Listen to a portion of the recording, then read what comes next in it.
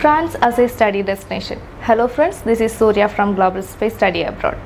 എന്തുകൊണ്ടാണ് ഫ്രാൻസിനെ സ്റ്റുഡൻസ് ഒരു സ്റ്റഡി ഡെസ്റ്റിനേഷനായിട്ട് ചൂസ് ചെയ്യുന്നത്? The first reason is the ample stay back. 2 വർഷം മുതൽ 5 വർഷം വരെ സ്റ്റേ ബാക്ക് പ്രൊവൈഡ് ചെയ്യുന്നൊരു കൺട്രിയാണ് ഫ്രാൻസ്. IELTS ഇല്ലാതെ തന്നെ ഫ്രാൻസിലേക്ക് നിങ്ങൾക്ക് അപ്ലൈ ചെയ്യാൻ പറ്റും. അപ്പോൾ ഒരു ഡൗട്ട് വന്നില്ലേ, ഫ്രഞ്ച് ലാംഗ്വേജിൻ്റെ ആവശ്യകത വരുന്നുണ്ടോ?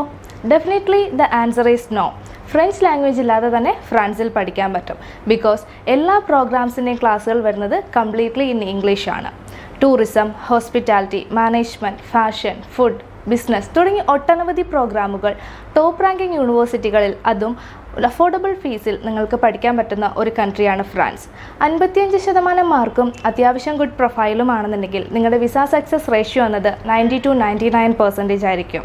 ഫ്രാൻസ് എന്നത് ഒരു ഷെങ്കൻ കൺട്രി കൂടിയാണ്. So Germany, Austria, Sweden, Switzerland തുടങ്ങി 26ഓളം ഷെങ്കൻ കൺട്രീസിലേക്ക് ട്രാവൽ ചെയ്യാൻ കിട്ടുന്നൊരു ഗോൾഡൻ ഓപ്പർച്യൂണിറ്റിയും കൂടിയാണിത്.